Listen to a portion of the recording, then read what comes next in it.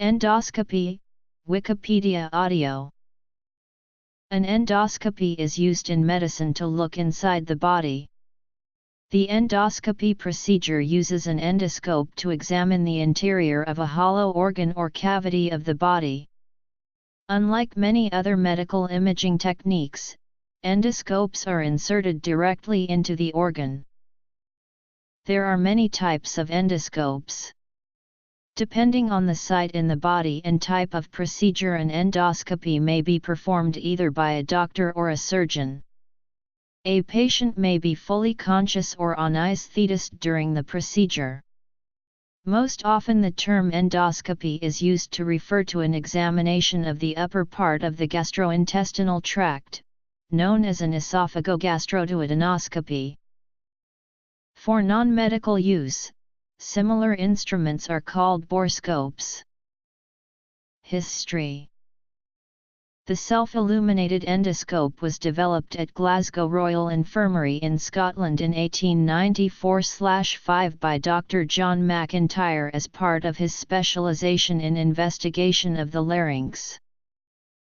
A healthcare provider may use endoscopy for any of the following: investigation of symptoms, such as symptoms in the digestive system including nausea, vomiting, abdominal pain, difficulty swallowing, and gastrointestinal bleeding, confirmation of a diagnosis, most commonly by performing a biopsy to check for conditions such as anemia, bleeding, inflammation, and cancers of the digestive system, giving treatment, such as cauterization of a bleeding vessel, widening a narrow esophagus, clipping off a polyp or removing a foreign object.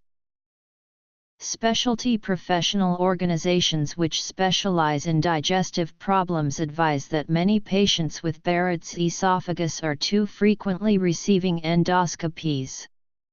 Such societies recommend that patients with Barrett's esophagus and no cancer symptoms after 2 biopsies receive biopsies as indicated and no more often than the recommended rate. Healthcare providers can use endoscopy to review any of the following body parts. Endoscopy is used for many procedures. An endoscopy is a simple procedure which allows a doctor to look inside human bodies using an instrument called an endoscope. A cutting tool can be attached to the end of the endoscope, and the apparatus can then be used to perform surgery. This type of surgery is called keyhole surgery, and usually leaves only a tiny scar externally. The main risks are infection, oversedation, perforation, or a tear of the stomach or esophagus lining and bleeding. Although perforation generally requires surgery, certain cases may be treated with antibiotics and intravenous fluids. Bleeding may occur at the site of a biopsy or polyp removal. Such typically minor bleeding may simply stop on its own or be controlled by cauterization. Seldom does surgery become necessary. Perforation and bleeding are rare during gastroscopy. Other minor risks include drug reactions and complications related to other diseases the patient may have.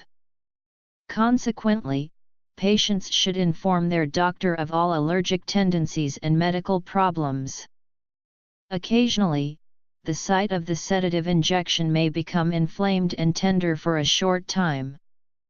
This is usually not serious and warm compresses for a few days are usually helpful. While any of these complications may possibly occur, it is good to remember that each of them occurs quite infrequently. A doctor can further discuss risks with the patient with regard to the particular need for gastroscopy. The gastrointestinal tract, esophagus, stomach, and duodenum, small intestine, large intestine/colon, magnification endoscopy, bile duct, endoscopic retrograde cholangiopancreatography, duodenoscope-assisted cholangiopancreatoscopy, intraoperative cholangioscopy. After the procedure, the patient will be observed and monitored by a qualified individual in the endoscopy room or a recovery area until a significant portion of the medication has worn off. Occasionally the patient is left with a mild sore throat, which may respond to saline gargles, or chamomile tea. It may last for weeks or not happen at all. The patient may have a feeling of distension from the insufflated air that was used during the procedure. Both problems are mild and fleeting. When fully recovered, the patient will be instructed when to resume their usual diet and will be allowed to be taken home. Where sedation has been used, most facilities mandate that the patient be taken home by another person and that he or she not drive or handle machinery for the remainder of the day. Patients who have had an endoscopy without sedation are able to leave unassisted. An endoscope can consist of: during pregnancy, the amnion, the fetus. Medical uses: patients undergoing the procedure may be offered sedation, which includes its own risks, including permanent cognitive impairments. The first endoscope was developed in 1806 by Philip Bazzini in Mainz with his introduction of a Lichtleiter for the examinations of the canals and cavities of the human body. However, the Vienna Medical Society disapproved of such curiosity. The first to use an endoscope in a successful operation was Antonin Jean Desormeaux, whose invention was the state of the art before the invention of electricity. The use of electric light was a major step in the improvement of endoscopy. The first such lights were external, although sufficiently capable of illumination to allow cystoscopy, hysteroscopy, and sigmoidoscopy, as well as examination of the nasal cavities, as was being performed routinely in human patients by Sir Francis Cruse by 1865 in the Mater Misericordiae Hospital in Dublin, Ireland. Later, smaller bulbs became available, making internal light possible, for instance in a hysteroscope by Charles David in 1908. Hans Christian Jacobius has been given credit for the first large published series of endoscopic explorations of the abdomen and the thorax with laparoscopy and thoracoscopy, although the first reported thoracoscopic examination in a human was also by Cruse. Laparoscopy was used in the diagnosis of liver and gallbladder disease by Heinz Koch in the 1930s. Hope reported in 1937 on the use of laparoscopy to diagnose ectopic pregnancy. In 1944, Raoul Palmer placed his patients in the Trendelenburg position after gaseous distension of the abdomen and thus was able to reliably perform gynecologic laparoscopy. George Wolf, a Berlin manufacturer of rigid endoscopes, established in 1906, produced the Sussman flexible gastroscope in 1911. Karl Storz began producing instruments for end specialists in 1945 through his company, Karl Storz GmbH. Basil Hirschowitz and Larry Curtis invented the first fiber optic endoscope in 1957. Earlier in the 1950s, Harold Hopkins had designed a fibroscope consisting of a bundle of flexible glass fibers able to coherently transmit an image. This proved useful both medically and industrially, and subsequent research led to further improvements in image quality. Further innovations included using additional fibers to channel light to the objective end from a powerful external source, thereby achieving the high level of full-spectrum illumination that was needed for detailed viewing, and color photography. Applications. Application in other fields. The previous practice of a small filament lamp on the tip of the endoscope had left the choice of either viewing in a dim red light or increasing the light output, which carried the risk of burning the inside of the patient. Alongside the advances to the optics, the ability to steer the tip was developed, as well as innovations in remotely operated surgical instruments contained within the body of the endoscope itself. This was the beginning of keyhole surgery as we know it today. A rigid or flexible tube, a light delivery system to illuminate the organ or object under inspection. The light source is normally outside the body and the light is typically directed via an optical fiber system, a lens system transmitting the image from the objective lens to the viewer, typically a relay lens system in the case of rigid endoscopes or a bundle of fiber optics in the case of a fiberscope, an eyepiece. Modern instruments may be videoscopes, with no eyepiece. A camera transmits image to a screen for image capture, an additional channel to allow entry of medical instruments or manipulators. Risks. After the endoscopy. Endoscope. History 2. Wolf and Storz. There were physical limits to the image quality of a fibroscope. A bundle of say 50,000 fibers gives effectively only a 50,000 pixel image, and continued flexing from use breaks fibers and so progressively loses pixels. Eventually so many are lost that the whole bundle must be replaced. Harold Hopkins realized that any further optical improvement would require a different approach. Previous rigid endoscopes suffered from low light transmittance and poor image quality. The surgical requirement of passing surgical tools as well as the illumination system within the endoscope's tube, which itself is limited in dimensions by the human body, left very little room for the imaging optics.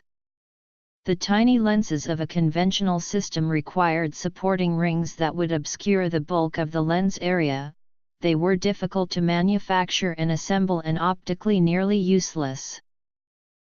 The elegant solution that Hopkins invented was to fill the air spaces between the little lenses with rods of glass.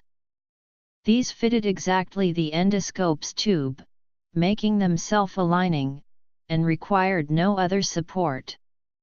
This allowed the little lenses to be dispensed with altogether. The rod lenses were much easier to handle and used the maximum possible diameter available.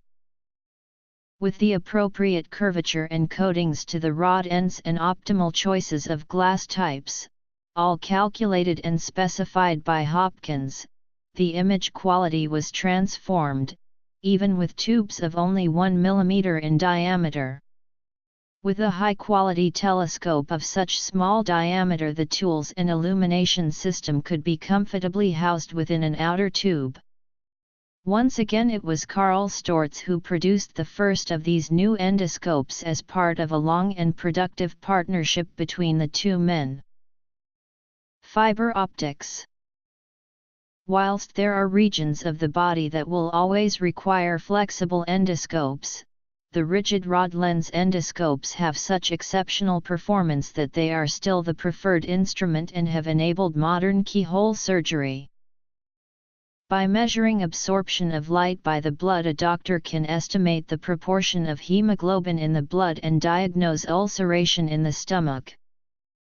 High-level disinfection of flexible endoscopes is required by all national guideline-issuing bodies. The high-level disinfection of endoscopes occurs during a multi-step process called reprocessing. Reprocessing endoscopes involves over 100 individual steps. These steps can be broken down into broad categories of pre-cleaning, leak testing, manual cleaning, cleaning verification, visual inspection, high-level disinfection, rinsing, drying, and storage. Failure to perform all of these steps correctly can lead to residual contamination remaining on endoscopes. In the UK, stringent guidelines exist regarding the decontamination and disinfection of flexible endoscopes, the most recent being CFPP 0106, released in 2013.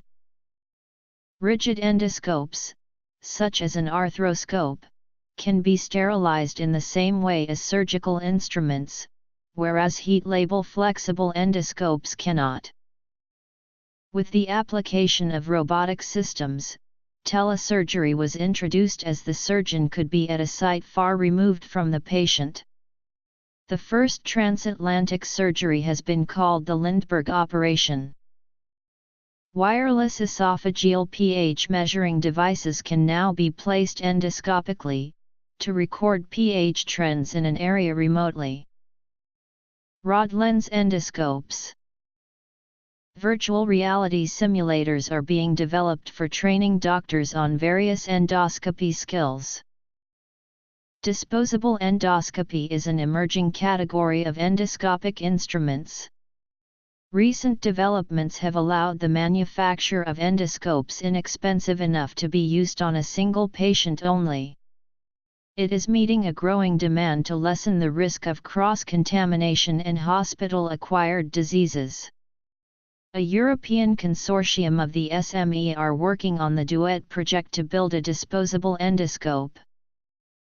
Endoscope reprocessing.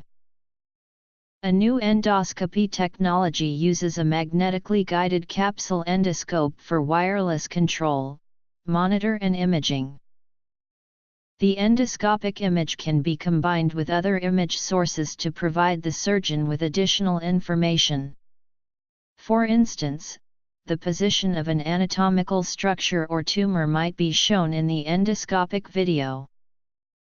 Recent developments. Endoscopy VR simulators. Disposable endoscopy. Current research works on the endoscopic collection of dimensional 3D data, such as using laser triangulation or the approach of structured light projection. Depending on the optics used, inner geometries can be measured with accuracies in the low M region.